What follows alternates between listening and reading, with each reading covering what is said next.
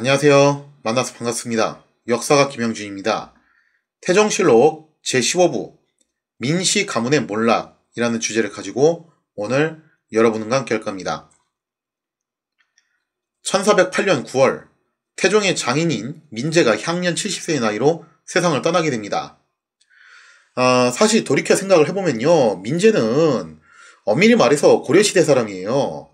고려의 권문세족을 대표하는 정말 구시대의 상징과도 같은 인물이었고, 따지고 보면은 새 왕조 조선에는 별로 어울리지 않는 인물이었다는 거죠.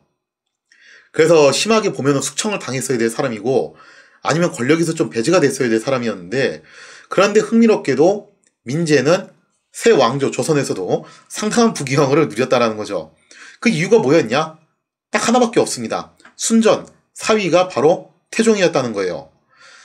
하지만 반대로 뒤집어서 생각해보면은 하필 태종을 사위로 둔 탓에 이제 가문이 풍비박산이 나게 생겼다는 거죠. 어떻게 보면 이것도 정말 아이러니한 상황이에요. 아무튼 민제는 자신의 가문이 몰락하는 꼴을 보지 않고 그 직전에 그 직전에 생을 마감했으니 이것도 어떻게 보면은 뭐 행복한 건지 어쩐 건지 하여튼 그래요. 근데 이것도 사실 따지고 보면은 태종의 배려였다는 거죠. 그러니까 태종의 계산은 그거였어요. 어차피 장인인 민제는 시간이 알아서 처리해 줄 거고 제일 큰 문제는 처남들이다.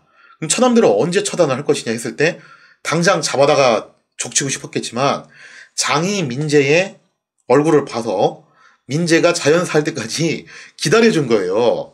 그러니까 이것도 어떻게 보면 좀 무서운 거죠. 인내심이 대단한 거예요. 자, 아무튼 민제의 죽음에 태종은 직접 빈소를 찾아와서 예의를 표하면서 애도를 표했고, 또 유배에 처해있던 민무과 민무지를 불러봐서 부친상을 치를 수 있도록 그렇게 배려를 해줍니다. 자, 하지만 태종의 배려는 딱 여기까지였다는 거죠. 태종에게 있어서 장인 민제의 죽음은 일종의 신호탄이에요. 그토록 기다려왔던 처남들을 숙청할 수 있는 바로 그 절호의 기회가 왔다라는 거죠. 자, 시간이 조금 흘러서 1409년 9월이 됩니다. 태종의 장인 민제가 세상을 떠난 지 한 1년 정도 지났을 무렵이었어요. 근데 이때쯤 가가지고 또다시 뜻밖의 곳에서 사건이 터졌다라는 거죠. 그러니까 태종이 정말 재밌는 게 뭐냐면은 자기가 치밀하게 용의주도하게 계획한 시나리오대로 일을 진행하는 경우가 있고, 또 어떤 경우에는 자기도 예상치 못하게 터지는 일들이 있잖아요. 그죠? 그거를 재빨리 캐치해가지고 이용해 먹는 경우도 꽤 있어요. 그래서 괜히 정치 구단이라고 한 게 아니라 정말 다양한 상황에 적용할 수 있는 그런 임기응변의 달인이었다라는 겁니다. 자, 어떤 사건이 터졌냐? 이때쯤 해가지고 윤목과 정한지라는 사람이 사신으로 명에 갔다가 돌아오는 길에 자신들끼리 이제 시국에 대한 이야기를 좀 나누게 됐어요. 그러니까 노상에서 말 타고 이제 가다가 이야기를 나누게 됐던 거죠. 이때 윤목은 이런 얘기를 합니다. 내가 보건대 민씨 형제는 공신이고 또 전하의 처남들인데 그럼에도 불구하고 유배에 처해졌으니 이거 좀 너무 과도한 처사가 아니냐 라는 얘기를 했다라는 거죠. 자, 그러면서 이제 윤목이 계속 이 부분에 대해서 불평을 토로하고 있었고 정한지는 이제 그냥 듣고 있는 입장이었죠. 자, 그런데 문제는 윤목과 정한지가 사사롭게 나누고 있던 이 시국 좌담을 바로 옆에 있던 이지숭이 듣고 있었다는 거예요. 이지승이 그때 당시 마리에서 조는 척하면서 윤목은 이제 이지승이 졸고 있으니까 못 들었겠거니 생각하고 안심하고 마구잡이를 얘기를 했던 거죠. 제3자가 듣고 있다는 것을 생각을 안 한 상태에서 그냥 있는 말 없는 말을 다 꺼냈던 건데, 그 이지승이 마리에서 조는 척하면서 이 말을 듣고서 결국 고발을 해버렸다는 겁니다. 자, 사료의 내용을 통해서 확인해보면 이렇습니다. 윤목이 정한지에게 이르기를 회안군은 그 공이 심히 크고, 여기서 말하는 회안군이 이방간이죠. 여강군, 여성군 또한 왕실의 공이 있는데 여기서 있는 여강군, 여성군이 민무구와 민무질입니다. 주상과 국가에서 처치하는 바가 잘못되었어. 그러니까 분명히 공 있는 사람들인데 왜 이 사람들 다 유배에 보냈냐라고 하면서 불평을 토로하는 대목입니다. 자, 이런 얘기가 이제 한참 오가다가 이지숭이 옆에서 이제 이 말을 들으면서 마리에서 고나게 졸며 거짓 못 들은 척한 거예요. 회동관에 이르러 안지에게 다짐하기를 전일의 노상에서 한 말을 그대는 숨겨서는 안 돼요 하였다. 쉽게 말해서 이거 듣고 그냥 가만히 조용히 있으면은 남말은 새가 듣고 반말은 쥐가 된다고 하는데 나 말고 또 누가 이걸 들었을지 어떻게 하냐. 혹시 다른 사람들이 이걸 갖다 밀고를 하면은 우리 다 죽는 거다. 그러니까 당신도 여기서 입 다물고 있을 게 아니라 나랑 같이 이거 어떻게 하자. 고발을 하자라는 거죠. 자, 그렇게 해서 결국에는 이지승에 의해서 이 윤목의 발언이 태종의 귀에 들어가게 됩니다. 당연히 태종은 경노했죠. 노발대발한 태종은 즉시 윤목을 붙잡아서 국문을 하도록 했어요. 그리고 누차 강조드리지만 이때 당시 국문은 과학적인 수사기법인 메타적이 동원이 되잖아요. 그렇게 해서 윤목에 대한 국문이 시작이 됐는데 이 국문의 핵심은 그겁니다. 윤목, 네가 지금 민무고 민무질 형제가 억울하게 유배를 갔다라고 얘기를 하는데 너 그거 네 혼자만의 생각이냐 아니면은 그런 이야기를 누군가한테 또 듣거나 또 누군가하고 이야기를 같이 한 적이 또 있냐. 그걸 추궁을 한 거였어요. 도대체 이 민씨 형제가 억울하다고 한 근거가 뭐냐 이거죠. 너 혼자 생각은 아닌 것 같은데 너 또 누구하고 이런 얘기 했어. 그러면서 이제 과학적인 수사기법인 메타적이 동원되면서 윤목에 대한 이제 국문이 계속 이어지게 되는데 당연히 이 과정에서 윤목이 여러 사람 찍어 넘겨요. 그러면서 뭐 이 사람하고 이런 얘기도 했고 저 사람도 이런 얘기를 했고 그러다 보니까 이 사람 저 사람 이제 막 굴비 두rum이 엮이듯이 줄줄이 끌려와가지고 또 당하는 거죠. 그러면서 이제 사건이 확대되는데 이 중에서 정말 흥미로운 사람이 한 명 끼어 있습니다. 그 사람이 누구였냐면은 바로 이무라는 사람이었어요. 이무 혹시 기억하시는 분이 계실지도 모르겠는데 1차 왕자의 난 당시에 대표적인 박치였거든요. 이무는 본래 정도전의 신임을 받았던 인물이었어요. 정도전 라인에 있었던 사람이었죠.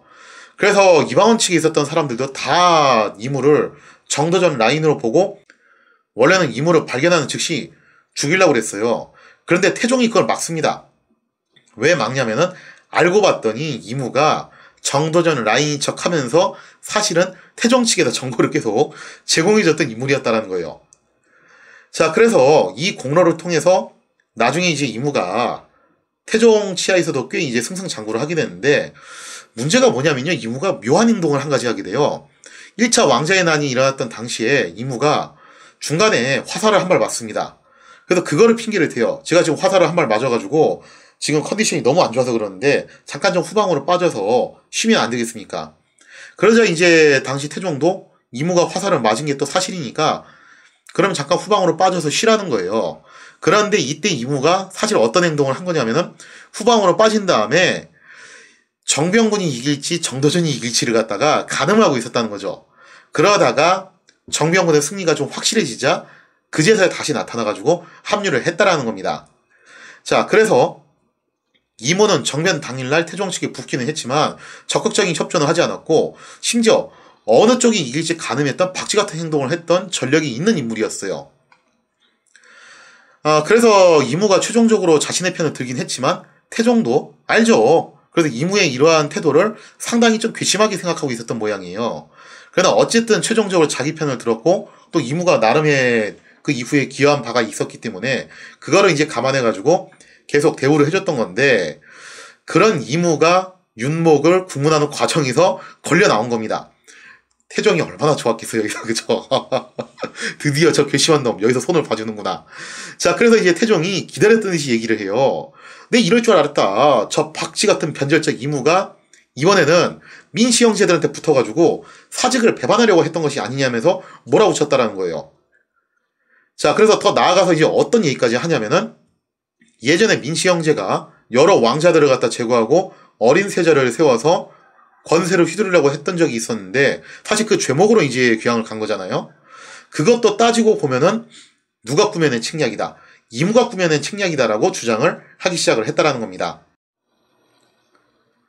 결국 이 사건의 결과로 윤목과 이무를 비롯한 몇 사람이 극형에 처해지게 되는데 이상의 내용을 사례를 통해서 한번 같이 살펴보도록 하겠습니다. 이무가 지금 옥중에 갇혀 있는데 경들이 어찌 다 그 까닭을 알겠는가? 내가 신료들을 다 불러서 이를 알려주고 싶으나 사세가 그러지 못하니 경들은 밝게 내 말을 들으라. 태종이 몇몇 주요한 신하들을 불러다 놓고 이무가 어떤 죄가 인지를 갖다 쭉 열거를 하는데 계속 이제 한 얘기가 그거예요. 저거 1차 왕자의 난 때 간잡이 노릇을 했다 이거죠. 자, 그러면서 이제 결정적인 얘기가 이겁니다. 임원년에 내가 종기가 나서 매우 위독하니 민씨 내 형제와 신극래가 민씨의 사가에 모여 약한 자식을 세우고자 의논하였는데 그 꾀가 실상은 이무에게서 나왔다. 그러니까 이런 식으로 엮은 거예요. 정리하자면 이런 거죠. 윤목이 정한지한테 사행길에서 돌아오는 길에 사사롭게 민씨 형제가 과도한 처벌을 받았다는 불평을 했어요. 그리고 이 말을 했다는 것이 고발로 들어오자 윤목을 붙잡아서 체포를 해서 조사를 한 거죠. 무슨 근거로 그런 얘기를 한 거냐? 누구랑 이런 얘기를 했냐? 그렇게 조사를 받다가 이무가 걸려서 나온 겁니다. 이무하고도 이거 관련된 이야기를 한 적이 있다. 그래서 이 이무가 딱 이제 잡혀왔는데 이무를 조사하면서 태종이 뭐라고 이제 이걸 연결을 시키냐면은 사실상 윤목의 배우는 누구라고 봐야 된다. 이무라고 봐야 된다. 왜냐?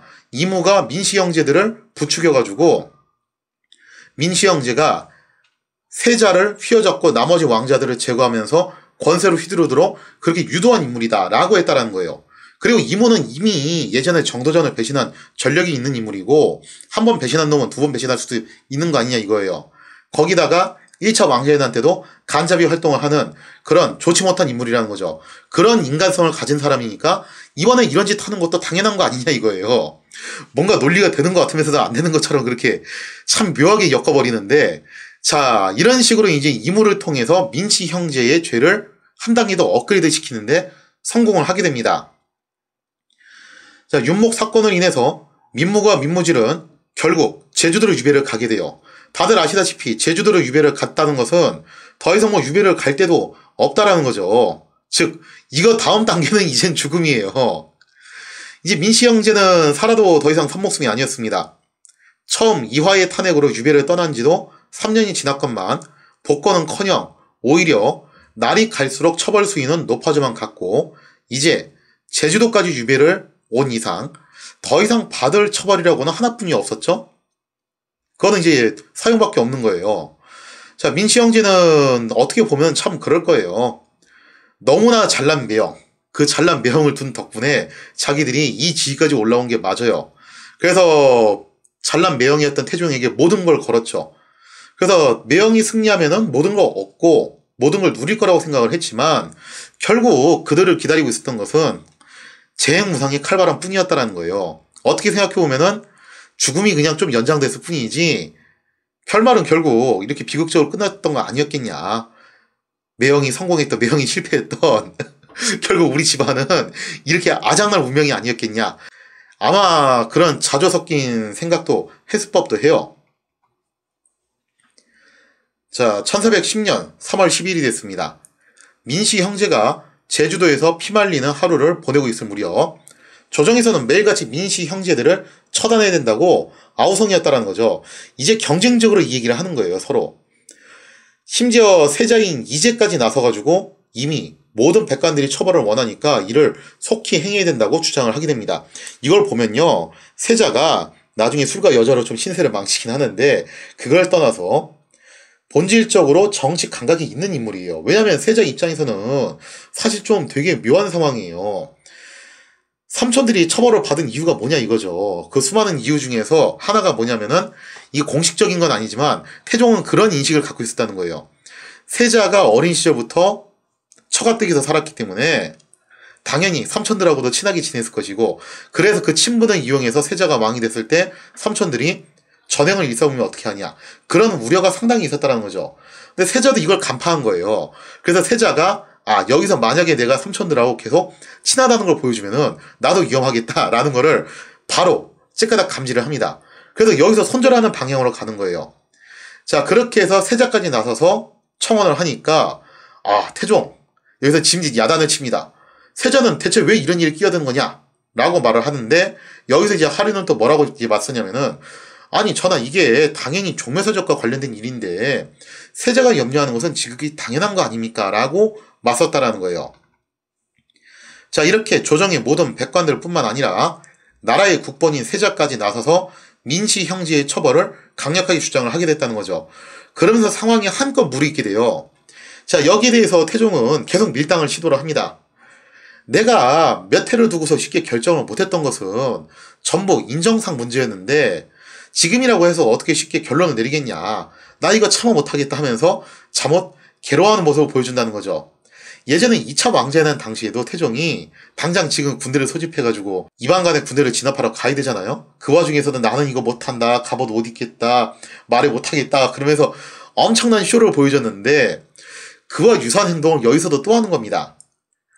자, 그렇게 해서 태종이 밀당을 딱 보이자 하륜이 또다시 이제 또 밀어주죠. 그래서 뭐라고 얘기를 하냐면은 아니 이 고민은 하루면 끝날 고민인데 구태여 몇 회씩이나 질질 끄십니까? 이렇게 끄실 만한 일이 아닙니다라고 한 거예요. 자, 이상의 내용을 사료를 통해서 보면 이렇습니다. 세자가 이르러서 아뢰기를 정부 백관이 말을 합하여 죄를 청하니 그 말이 진실로 옳습니다. 원컨대 유음을 내리소서. 자, 여기서 말하는 청이 뭐냐면은 민씨 형제들을 극형에 처해야 된다. 그 이야기죠. 세자까지 나서가지고 이야기를 해요. 임금이 말하기를 나라 사람들의 정언을 익히 잘 들었는데 세자가 또 무엇을 참여하느냐 하니, 그러니까 세자가 왜 이런 일까지 끼어드냐라고 야단을 친 거죠. 자, 그러자 이제 하륜이 뭐라고 또 이제 변론을 해주냐면은 하륜 등이 따라서 아뢰기를 일이 종사에 관계되니 세자가 어찌 염려하지 않겠습니까? 신 등은 세자가 온 것을 대단히 기뻐합니다 하였다. 그러니까 세자가 종묘사직을 생각하는 마음이 기특하지 않으십니까? 하는 거죠. 자, 임금이 말하기를, 자, 이어서 보면요. 임금이 말하기를 3, 4년 동안이나 결단을 못한 일을 어떻게 발행에 임하여 가볍게 결단을 할 수 있겠는가? 내가 장차 출발하겠으니 경들은 물러가라 하였다. 참고로 이때 태종이 잠깐 좀 개성에 와 있는 상태였거든요. 근데 거기까지 세자하고 대신들이 쫓아와가지고 이런 요구를 했던 거예요. 그러니까 당시에 얼마나 경쟁적으로 이런 요구들을 했었는지를 갖다가 볼 수 있는 한 단면이죠.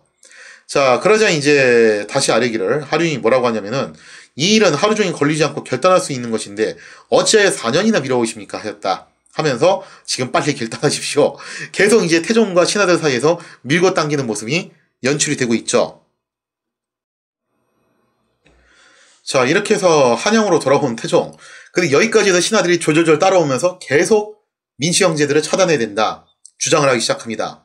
자, 그러자 태종이 계속 고민하는 모습을 보이면서 이렇게 얘기해요. 얼마 있을 제사만 끝내고 나서 다시 결정을 하겠다. 그러니까 그때까지는 좀 기다려달라 하는 거죠. 자, 그러자 이제 신하들이 또 뭐라고 그러냐면은 아니 뭔 제사까지 그렇게 가시냐. 제사 하기 전에 먼저 결정을 내리셔라 하면서 아예 철야 농성까지 하면서 결단을 촉구를 했다라는 거죠. 자, 결국 태종은 몹시 괴롭지만 백관들 뿐만 아니라 세자까지 나서서 청하는 일이니까 더 이상 사사로운 정의에 얽매일 수가 없다. 결정을 미룰 수가 없으니까 어쩔 수 없이 지금 결정을 내리겠다라고 선언을 하게 되죠. 자, 그렇게 해서 태종은 민무구와 민무지를 자진케 하라고 명을 내리게 되니 이렇게 민씨 형제들의 운명은 결정이 나고 맙니다. 자, 이로써 장인이 민제가 세상을 떠나고 핵심 공신인 민무구와 민무지마저 제거됨으로써 민씨 일가는 완전히 몰락의 길을 걷게 되었다는 거죠. 이상의 내용을 사료를 통해서 살펴보면 이렇습니다.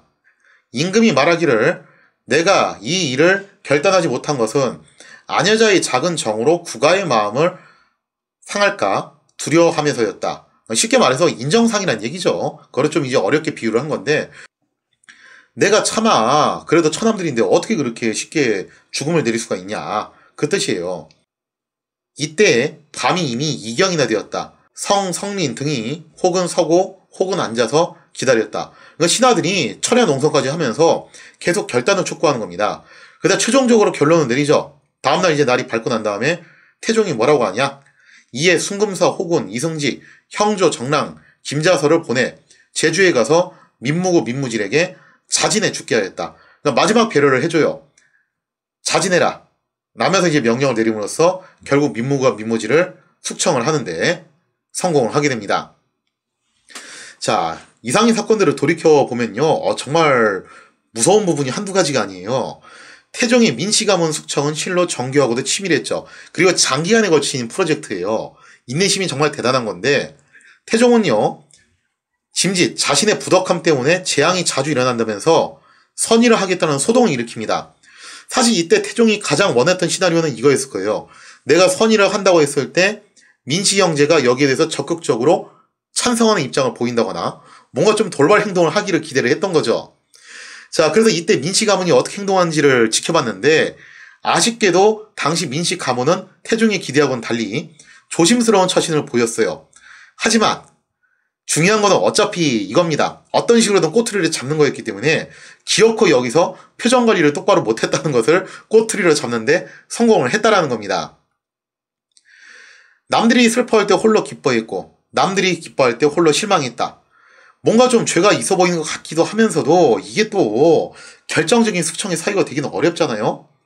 그래서 태종은 민무구가 했던 과거의 발언들을 끄집어내가지고 세자 이후에 똑똑한 왕자들은 필요 없다 라는 발언을 끄집어내서 이거 다른 왕자들을 제거하려고 했던 거 아니냐, 그래서 결과적으로 어린 세자를 손에 쥐고서 흔들려고 했던 거 아니냐 라는 점을 결정적인 죄목으로 잡았다라는 거예요.